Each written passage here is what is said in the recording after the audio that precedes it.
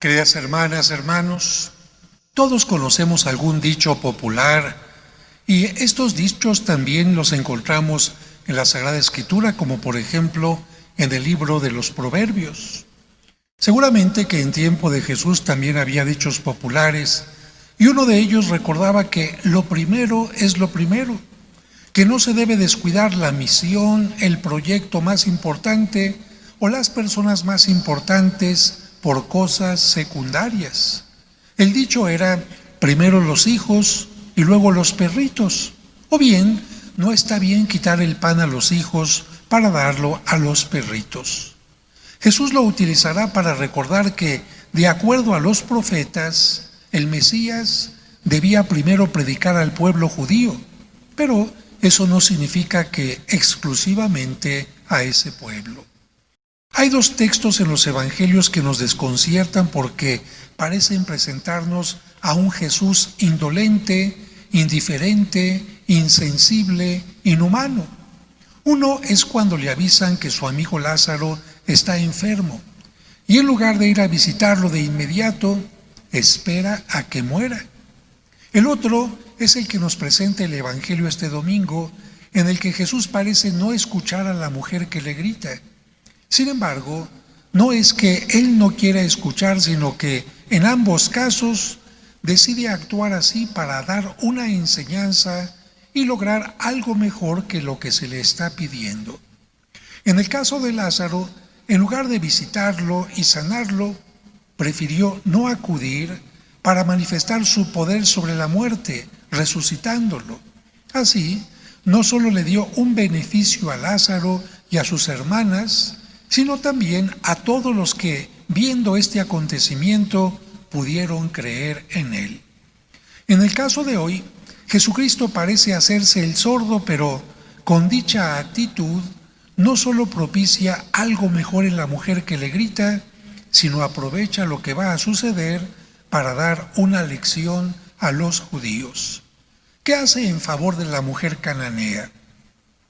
Si Jesús la hubiera escuchado a la primera petición, solo habría conseguido la liberación de su hija. La mujer habría pasado la vida con menos problemas, pero todo hubiera acabado en eso y al final madre e hija morirían sin dejar huella de sí. Sin embargo, con la actitud de Jesús, la fe de la mujer creció. Ella se purificó hasta arrancar de Jesús ese grito final de entusiasmo, cuando dice Jesús: mujer, qué grande es tu fe, que te suceda como deseas.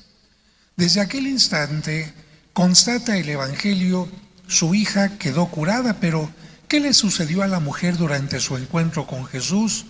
Un milagro mucho más grande que el de la curación de la hija. Se convirtió en una de las primeras creyentes que no era judía, sino procedentes del paganismo, una pionera de la fe cristiana, nuestra predecesora, porque nosotros no somos judíos. Una muestra clara de que, aunque Jesús debía cumplir la promesa de que venía a salvar a las ovejas descarriadas de Israel, su salvación no se limitaba al pueblo judío, sino también se abría a todas las personas, a todos los paganos o gentiles que, en muchos casos, como esa mujer, valoran más la salvación que los primeros a quienes se les predicó. ¿Cuánto nos enseña esta sencilla historia evangélica? Una de las causas más profundas del sufrimiento de algunos creyentes, quizás de algunos que están en este momento viendo la transmisión, es creer que sus oraciones no son escuchadas. Piensan: hemos rezado por algo durante semanas, meses y quizás años, pero nada. Dios parecía sordo. En estos casos, la mujer cananea se presenta siempre como maestra de perseverancia y oración.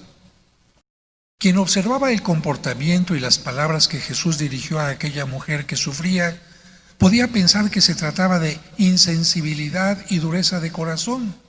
¿Cómo se puede tratar así a una pobre mujer afligida? Pero ahora sabemos lo que había en el corazón de Jesús y que le hacía actuar así. La rechazaba para que ella fuera más insistente y no se cansara ni desistiera. Dios, por tanto, escucha incluso cuando parece no escuchar. En Él, la falta de escucha es ya una manera de atender. Retrasando su escucha, Dios hace que nuestro deseo crezca, que el objeto de nuestra oración se eleve, que de lo material pasemos a lo espiritual, de lo temporal a lo eterno, de lo pequeño a lo grande. De este modo, puede darnos mucho más de lo que le habíamos pedido en un primer momento. La mujer pidió la salvación para su hija y la mujer recibió también la salvación para ella, una fe más fuerte, más perseverante. Con frecuencia, cuando nos ponemos en oración, nos parecemos a un campesino del que habla un antiguo autor espiritual. Había recibido la noticia de que sería recibido en persona por el rey. Era la oportunidad de su vida. Podría presentarle con sus propias palabras su petición, manifestarle lo que tanto deseaba, seguro de que le sería concedido. Por fin, llegó el día para el campesino y el buen hombre, emocionadísimo, llegó ante la presencia del rey. ¿Y qué creen que le pidió? Unos costales de estiércol para sus campos. Era lo máximo en que había logrado pensar. A veces nosotros nos comportamos con Dios de la misma manera. Lo que le pedimos comparado a lo que podríamos pedirle no son más que costales de estiércol, cosas sin importancia que sirven de muy poco y que a veces incluso pueden volverse contra nosotros. San Agustín era un gran admirador de esta mujer cananea. Aquella mujer le recordaba a su madre, Santa Mónica, porque ella también había seguido al Señor durante años pidiéndole la conversión de su hijo, porque Agustín era tremendo. Sin embargo, Mónica no se había desalentado por ningún rechazo. Había seguido a su hijo Agustín hasta Italia, hasta Milán, hasta que vio que regresaba al Señor.